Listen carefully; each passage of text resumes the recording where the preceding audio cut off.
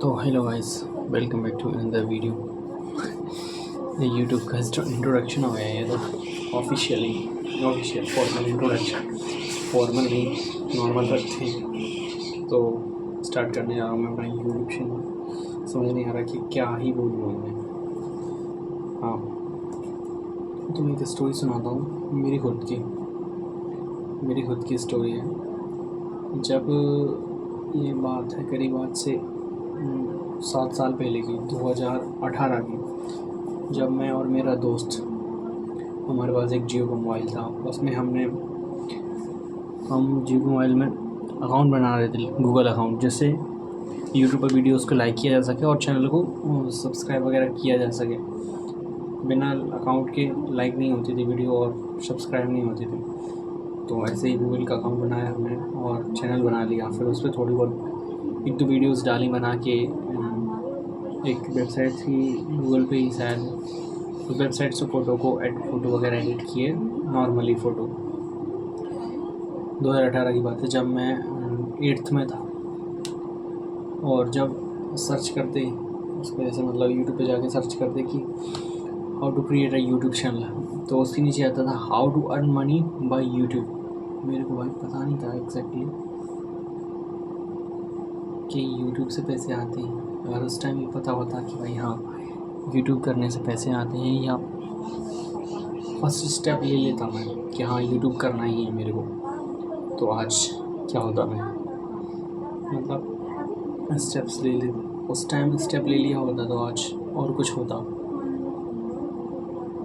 या side by side में कुछ ना कुछ कर ही लेते। लेकिन उस टाइम का स्टेप ले लिया होता तो जो ओवर थिंकिंग है, जो प्लानिंग वगैरह है, एग्जीक्यूशन करता, सिर्फ एग्जीक्यूशन। तो भाई पता नहीं आज क्या, मतलब इमेजिन करो यार कि 2018 के टाइम पे अगर कोई बंदा स्टार्ट कर देता 2027 तक, 2026 तक, मतलब ऑलमोस्ट 8 साल हो गए। 8 साल में कितनी सारी चीज़ें चेंजेस हुई हैं। तो प्रोग्रेस तो होती, और इतना टाइम ही दे भी देता मैं। लेकिन ये चीज़ है कि किया नहीं उस टाइम, क्योंकि उस टाइम अपने करियर को लेकर इनसिक्योर होते हैं कि इसमें कौन क्या करेगा, इतना समझ नहीं होती उस टाइम। खासकर जब तुम टीयर 3 सिटीज़ के टीयर 3 गांव में रह रहे हो, जहाँ पर बेसिक एजुकेशन या रूडिमेंट्री सोच है सबकी, तो करती नहीं है। और 2023 में मेरे पास मोबाइल आ गया था, आइडिया नहीं था कि यूट्यूब ही करना है या कुछ कंटेंट क्रिएशन करना है। बस हाँ, उस टाइम नई नई चीज़ें होकर आ रही है। उस टाइम मैंने अपना 12th कंप्लीट किया 2023 में। तो उस टाइम ना मेरे पास मोबाइल नहीं था, फिर दोस्तों के पास मोबाइल था, तो मैं कभी कभार देख लेता कि कौन कितना, मतलब इंटरनेट पर चल क्या रहा है आजकल, सोशल मीडिया पर चल क्या रहा है। उस टाइम चल रहा था, मैं फर्स्ट ब्लॉग करके चैनल बनाता, पर मेरा ये इरादा नहीं था कि मैं ऐसी चीज़ें करूँगा, लाइक वो जो करते सौरभ जोशी बनने का मेरे को शौक नहीं था।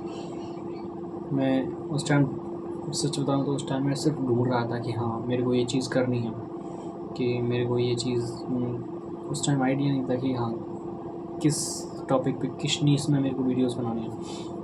तो उस टाइम ऐसे ही मैंने फिगर आउट करके एक दो टॉपिक चुन लिए, लाइक कि मैं बनाऊँगा वीडियोस मोटिवेशनल टाइप, लाइक जो दीपक दहिया बनाता है उस टाइप, या और भी 2-3 चैनल थे जिनके लाइक मोटिवेशन टाइप वीडियोस बनाते हैं, जैसा बनाने की मैंने सोचा। फिर मैंने चेंज कर दिया नीश, क्या बनाई भी नहीं थी उस टाइम मैंने, बट हाँ लेकिन मन में सब चल रहा था कि हाँ मेरे को वीडियोस बनानी है, इस टॉपिक पर बनानी है, ऐसे करके ऐसे कुछ करके बनानी है। फिर उसके बाद 2023 में साल बेकार गया मेरा, और 2024 में मैंने, एम तो मेरा ये था कि side by side content creation करूँ, लेकिन एजुकेशन पे फोकस होना चाहिए। लेकिन जब आपका अपने करियर को लेकर इनसिक्योर होते हो तो आप उस चीज़ को करते हो जिसमें आपको सिक्योरिटी मिल रही है। तो मैं पढ़ने में अच्छा था, पढ़ने में अच्छा था। 12th में भी बढ़िया परसेंटेज थी मेरी, 88% लग ऐसे मतलब थी। तो मैं पढ़ने में अच्छा था और स्कूल में टॉप भी किया मैंने लड़कों में। तो कॉन्फिडेंट था मैं कि हाँ एजुकेशन की फील्ड में मैं कुछ कर लूँगा। तो फिर कंटेंट क्रिएशन को मैंने कम कर दिया। मतलब कंटेंट क्रिएशन को लेकर मेरा जो पैशन था वो मैंने कम कर, पैशन तो नहीं कहूँगा लेकिन हाँ एक इंटरेस्ट था मेरा उसके अंदर, तो मैंने वो थोड़ा बहुत या ऑलमोस्ट ख़त्म कर दिया। 2024 में मैंने 1-2 एग्ज़ाम दिए, गवर्नमेंट एग्ज़ाम, उनमें मेरा नहीं हुआ क्योंकि मैं उस चीज़ के लिए प्रिपेयर ही नहीं था, मेरे को सिलेबस तक नहीं पता था, बस फॉर्म भर दिया और एग्ज़ाम देने चला गया। फिर उसके बाद 2024 के दिसंबर में मैंने डिसाइड किया कि मैं कुछ एजुकेशन की फील्ड में करूँगा, लाइक एसएससी की प्रिपरेशन करूँगा। तो मैंने एसएससी की प्रिपरेशन स्टार्ट कर दी। फिर उसके बाद 2025 के 24 में मैंने एमटीएस का एग्ज़ाम दिया था, एसएससी एमटीएस, जिसमें बेसिक क्वालिफ़िकेशन 10th पास होती है। तो मैंने वो एग्ज़ाम दिया। उस टाइम मेरे को समझ नहीं आ रहा था कि पता नहीं था कि इसमें जीएस में इंग्लिश में क्या पूछा। उसमें 4 सब्जेक्ट आती, मैथ, रीजनिंग, और एसएससी वालों को तो पता ही होगा, मैथ, रीजनिंग, जीएस और इंग्लिश। मैथ और रीजनिंग क्वालिफाइंग है, और इंग्लिश और जीएस है ना, उसमें ही मेरिट के हिसाब से आपकी कट ऑफ डिसाइड होती है और उसी के बेस पे आपका सिलेक्शन होता है। तो मैं सोच रहा था कि इंग्लिश और जीएस, इंग्लिश मतलब 12th में मेरी 88 बनी है और मेरे अच्छे मार्क्स भी हैं, तो मैं सोच रहा था कि इंग्लिश वो तो मैं कर ही लूँगा। मुझे क्या पता था कि भाई उसमें बुकेब आती, बुकेब मतलब मीनिंग्स आती इतनी सारी, बहुत कुछ करना होता है। फिर भी मेरे 25 में से 14 क्वेश्चन सही हुए, और जीएस में मेरे 25 में से सिर्फ 6 क्वेश्चन सही हुए। जीएस में समझ रहा था कि जीएस सिंपल ही होगी, बहुत ये पूछ लेगा। मतलब मेरा अंदाज़ा था कि मैं ओवर कॉन्फिडेंट था। जैसे कोई भी स्कूल लेवल तक जो भी चीज़ें होती हैं हमारे साथ, तो यही इस चीज़ को लेकर कॉन्फिडेंट था कि हाँ वो तो मैं कर ही लूँगा। कोई मुझसे कुछ भी चीज़ पूछे, इस लाइक हमारे साथ जो इंसिडेंट हुए होते हैं, मेरे साथ 10th में एक इंसिडेंट हुआ। इंसिडेंट तो नहीं कहूँगा, ऐसा कुछ सीन था कि कुछ भी चीज़ पूछते मुझसे, या मेरे साथ कुछ भी चीज़ है वो भी नॉर्मली जीके से रिलेटेड। जैसे कि सबसे बड़ा स्टेट कौन सा है, तो मैं बता देता कि राजस्थान है। उसके बाद एमपीएस, मतलब ऐसी नॉर्मल चीज़। तो मुझे लग रहा था कि हाँ मैं जीएस में भी कुछ कर ही लूँगा। उस टाइम मेरे को समझ आ गया भाई 10th पास भले ही ये एग्ज़ाम है, लेकिन एग्ज़ाम का स्टैंडर्ड बहुत हाई है। फिर समझ आया कि हाँ इस चीज़ के लिए अगर तुम किसी एक जॉब लेना चाहते हो, जॉब सिक्योर करना चाहते हो, तो सबसे पहले तुम्हें एक सिक्योरिटी लेनी पड़ेगी जॉब के थ्रू। और अगर आपके घर के हालात कुछ जो आप बैकग्राउंड में देख रहे हो इस तरह से रिलेटेड चीज़ें हैं आपके घर, तो समझ सकते हो कि आपको जॉब कितनी ज़रूरी है। और खासकर जब आप टियर 3 सिटीज़ के टियर 3 गाँव में रह रहे हो, तो समझ आता है कि हाँ भाई जॉब कितनी ज़रूरी है।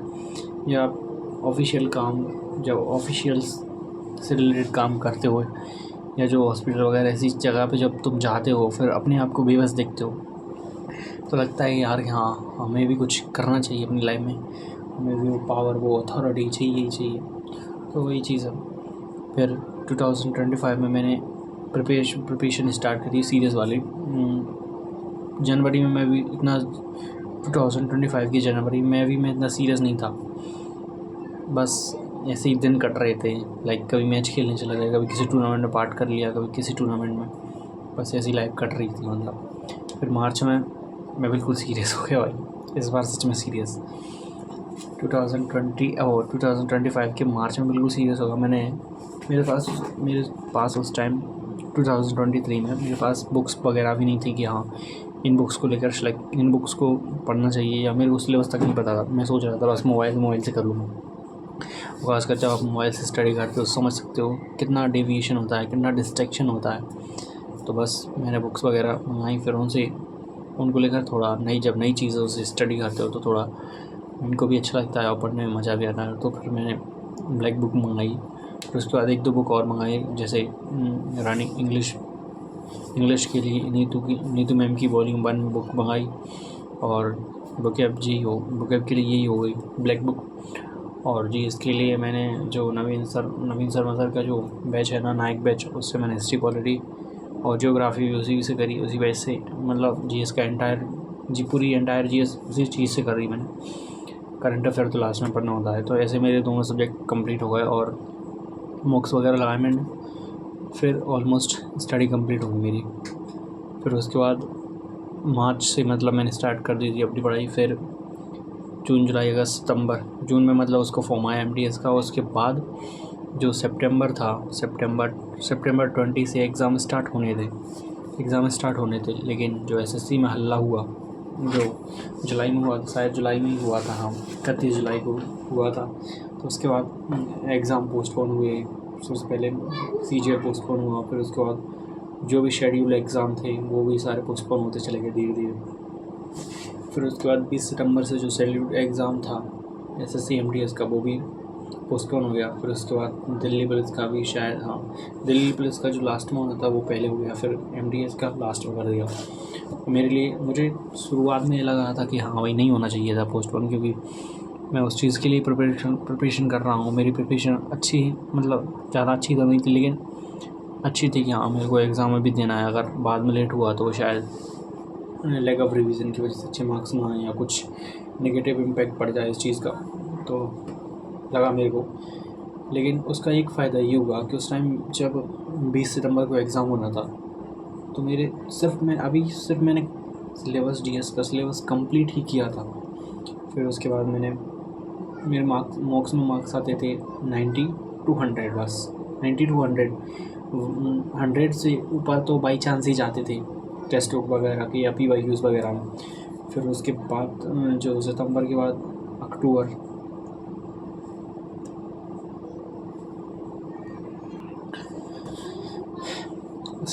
जो अक्टूबर है, अक्टूबर नवंबर और दिसंबर, इन 3 महीनों तक पता ही नहीं था कि एग्ज़ाम कब होने वाला है।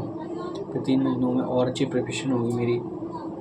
फिर जनवरी में जाके पता चला कि एग्ज़ाम फरवरी में शेड्यूल है। तो फिर मेरे मार्क्स भी बढ़िया ठीक ठाक आने लगे थे, मतलब 1010 1015 इतने मार्क्स आने लगे थे। परमार SSC की परमार सर ने भी जो मॉक टेस्ट डाले थे उसमें भी मेरे मार्क्स बढ़िया आ जाते थे, और परसेंटाइल 95 प्लस ऐसे कुछ आ जाती थी ठीक ठाक, मतलब फिर स्कोर मेरा बढ़ गया था। और मैं पहले देता सितंबर में, तो मेरा शायद सिलेक्शन की चांस ऑलमोस्ट 50 to 70% थे।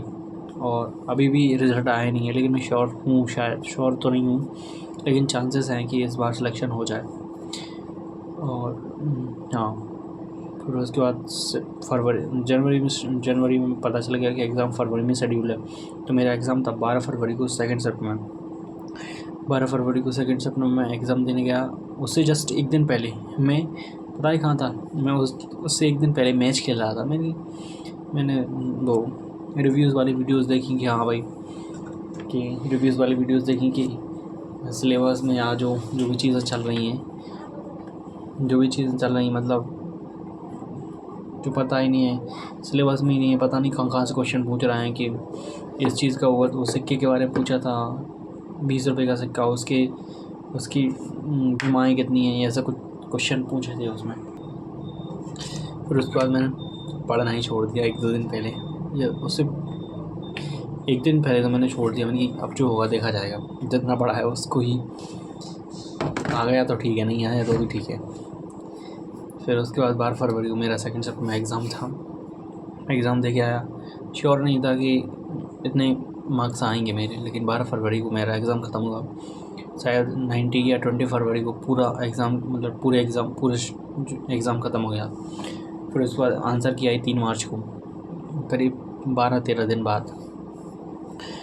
तो फिर मेरे आंसर के मार्क्स बन रहे हैं 119, जिसमें से मेरे इंग्लिश में आउट है 25 आउट ऑफ 25 आउट, और GS में मेरे 15 क्वेश्चन सही हैं, जिसमें से मैंने 16 अटैम्प्ट किए थे। एक क्वेश्चन मेरा गलत हो गया।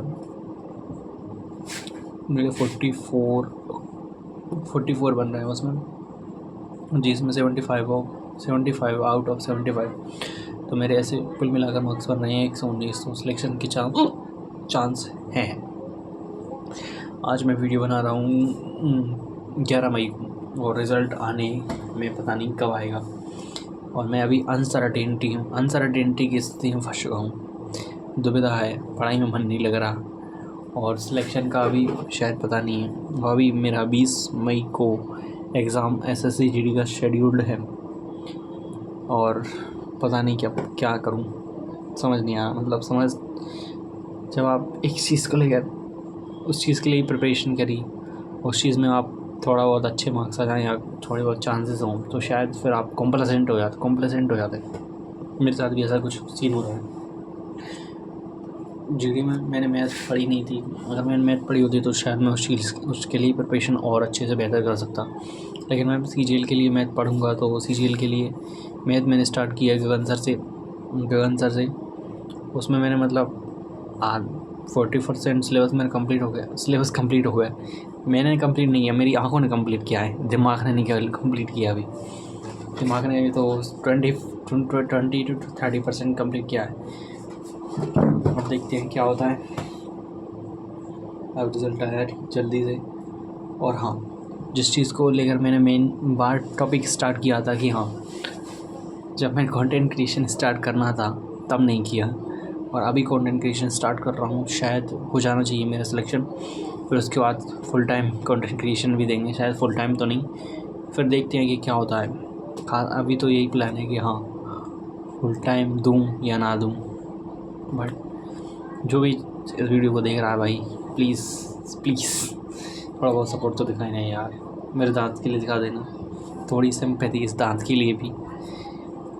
तो रखते हैं फिर, और कमेंट में जो भी क्वेश्चन SSC MTS से रिलेटेड पूछना हो या कुछ भी पूछना हो तो कमेंट करके मेरे को बता सकते हो। हाँ, क्या प्रॉब्लम है क्या नहीं। फिर देखते हैं, मिलते हैं नेक्स्ट वीडियो में।